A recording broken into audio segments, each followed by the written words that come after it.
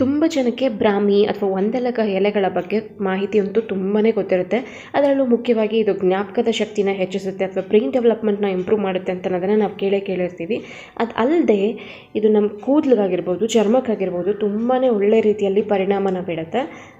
ಈ ಎಲೆಗಳನ್ನ ಹಸಿಯಾಗಿ ತಿನ್ನೋದ್ರಿಂದ ಅದರಿಂದ ಸಿಗುವಂಥ ಬೆನಿಫಿಟ್ಸ್ ತುಂಬಾ ಹೆಚ್ಚಾಗಿರುತ್ತೆ. ಇದರಲ್ಲಿ ನಾನಿವತ್ತು ಒಂದು ರೆಸಿಪಿನ ಮಾಡ್ತಾಯಿದ್ದೀನಿ. ಅದನ್ನ ಮಾಡ್ಕೊಳ್ಳೋದಕ್ಕೆ ಇವಾಗ ನಾನು ಎಲೆಗಳನ್ನೆಲ್ಲ ಬಿಡಿಸ್ಕೊಳ್ತಾ ಇದ್ದೀನಿ. ಕಡ್ಡಿ ತೀರುವಾಗೂ ಸಹ ನೀವು ಯೂಸ್ ಮಾಡ್ಕೋಬೋದು, ಯಾಕಂದರೆ ಇದ್ರ ಬೇರು ಸಮೇತವಾಗಿ ಬಳಸೋದ್ರಿಂದ ತುಂಬ ಒಳ್ಳೆ ಬೆನಿಫಿಟ್ಸ್ ಸಿಗುತ್ತೆ ನಮಗೆ. ಈಗ ನಾನೇನು ಮಾಡ್ತಾಯಿದ್ದೀನಿ ಅಂದರೆ, ಈ ಬ್ರೌನ್ ಪಾರ್ಟ್ ಇದೆ ನೋಡಿ, ಅಥವಾ ಬ್ರೌನ್ ಅಥವಾ ನೀಲಿ ಬಣ್ಣದ ಥರ ಇದೆಯಲ್ಲ, ಇದನ್ನು ಕಟ್ ಮಾಡ್ಕೊಳ್ತಾ ಇದ್ದೀನಿ. ವೇಸ್ಟ್ ಮಾಡೋದಿಲ್ಲ, ಇದನ್ನು ಒಣಗಿಸ್ಬಿಟ್ಟು ಪುಡಿ ಮಾಡಿ ಇಟ್ಕೊಳ್ತೀನಿ. ಆ ಪುಡಿನ ನೀವು ಅನ್ನದ ಮೇಲೇನೋ ಅಥವಾ ಸಾರು ಮೇಲೇನೋ ಒಂದು ಕಾಲು ಚಮಚದಷ್ಟು ಹಾಕ್ಕೊಂಡು ತಿಂದು ನೋಡಿ, ತುಂಬಾ ಚೆನ್ನಾಗಿರುತ್ತೆ. ಕೆಲವೊಮ್ಮೆ ನಾವು ರುಚಿಗಿಂತನೂ ಅದರಲ್ಲಿರೋಂಥ ಗುಣನ ನಾವು ಮೆಚ್ಚಲೇಬೇಕಾಗತ್ತೆ. ಯಾಕೆ ಅಂದರೆ ಇದರಲ್ಲಿ ಚಂಚಲತೆ ಮತ್ತು ಅತಿ ಚಟುವಟಿಕೆಯ ಕಾಯಿಲೆನ ಕಮ್ಮಿ ಮಾಡುವಂಥ ಶಕ್ತಿ ಇದೆ. ಸಿಂಪಲಾಗಿ ಹೇಳಬೇಕು ಅಂತಂದರೆ ಹೈಪರ್ ಆ್ಯಕ್ಟಿವ್ ಡಿಸಾರ್ಡರ್ನ ಕಮ್ಮಿ ಮಾಡುವಂಥ ಶಕ್ತಿ ತುಂಬ ಹೆಚ್ಚಾಗಿದೆ. ಈಗ ನಾನು ಪೂರ್ತಿ ಕಡ್ಡಿನ ಬಿಡಿಸಿಲ್ಲ, ಸ್ವಲ್ಪ ಮಾತ್ರ ಬಿಡಿಸಿಟ್ಟಿದ್ದೀನಿ. ಈಗ ಇಲ್ಲಿ 1/4 ಕಪ್ಪಷ್ಟು ಅಥವಾ ಟೀ ಗ್ಲಾಸಲ್ಲಿ 1 ಗ್ಲಾಸಷ್ಟು ಬೇಳೆನ ತೊಳೆದ್ಬಿಟ್ಟು ಕುಕ್ಕರಿಗೆ ಹಾಕ್ಕೊಳ್ತಾ ಇದ್ದೀನಿ. ಸಿಂಪಲ್ಲಾಗಿ ಒಂದು ದಾಲ್ ಫ್ರೈ ರೆಸಿಪಿನೇ ಮಾಡ್ತಾ ಇರೋದು.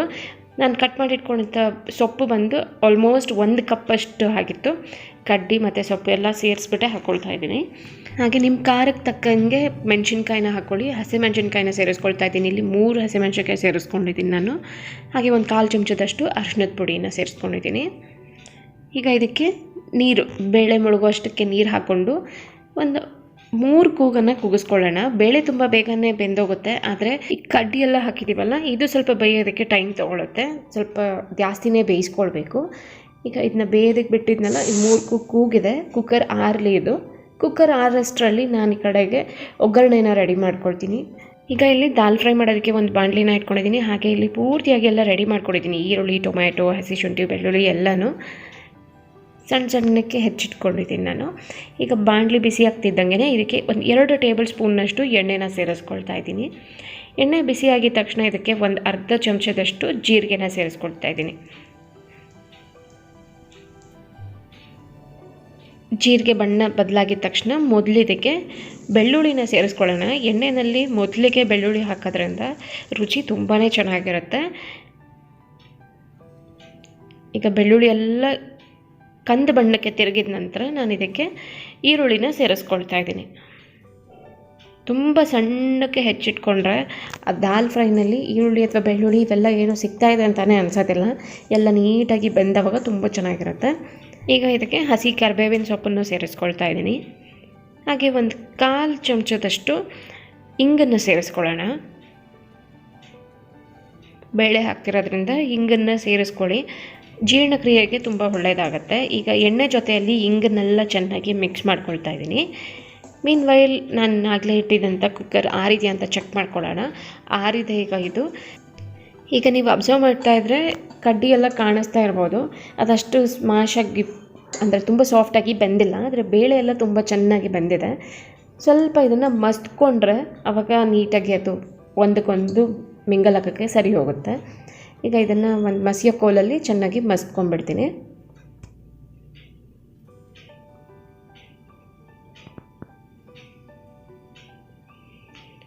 ಈಗ ನೋಡಿ ಎಲ್ಲ ತುಂಬ ಸಾಫ್ಟಾಗಿ ಮಿಕ್ಸ್ ಆಗಿದೆ. ಈಗ ದಾಲ್ ರೆಡಿಯಾಗಿದೆ.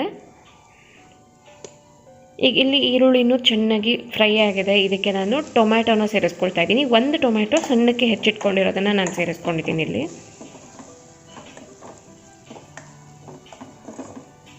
ಟೊಮ್ಯಾಟೋನ ಚೆನ್ನಾಗಿ ಮಿಕ್ಸ್ ಮಾಡಿಬಿಟ್ಟು ಇದನ್ನು ಎಣ್ಣೆ ಬಿಡೋ ರೀತಿಯಲ್ಲಿ ಫ್ರೈ ಮಾಡ್ಕೊಳ್ಬೇಕು, ಅಥವಾ ಟೊಮ್ಯಾಟೊ ತುಂಬ ಸಾಫ್ಟಾಗಿ ಆಗಬೇಕು.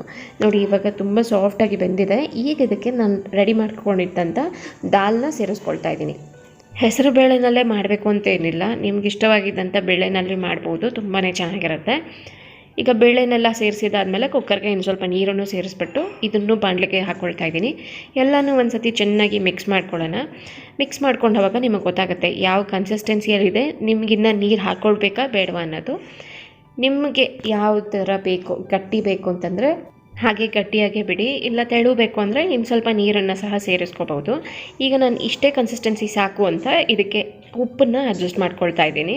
ರುಚಿಗೆ ತಕ್ಕಷ್ಟು ಉಪ್ಪನ್ನು ಸೇರಿಸ್ಬಿಟ್ಟು ಮಿಕ್ಸ್ ಮಾಡ್ಕೊಳ್ತಾ ಇದ್ದೀನಿ. ಎಲ್ಲನೂ ಚೆನ್ನಾಗಿ ಮಿಕ್ಸ್ ಆಗಿದ್ದಾದಮೇಲೆ ರುಚಿ ಒಂದು ಸತಿ ನೋಡ್ಕೊಳ್ಳಿ. ಖಾರ ಉಪ್ಪು ಏನಾದರೂ ಬೇಕು ಅಂತ ಅನ್ನೋದಾದರೆ ನೀವು ಈಗ ಸೇರಿಸ್ಕೊಳ್ಬೋದು. ಈಗ ಇದು ಚೆನ್ನಾಗಿ ಕುದಿಬೇಕು. ಚೆನ್ನಾಗಿ ಕುದ್ದವಾಗ ಆ ಈರುಳ್ಳಿನಲ್ಲಿ ಇದ್ದಂಥ ಎಣ್ಣೆ ಇದೆಲ್ಲನೂ ಈ ದಾಲ್ ಜೊತೆಯಲ್ಲಿ ಬೆರೆತು ಒಂದು ಒಳ್ಳೆ ರುಚಿನ ಕೊಡುತ್ತೆ. ಈಗ ಚೆನ್ನಾಗಿ ಕುದೀತಾ ಇದೆ.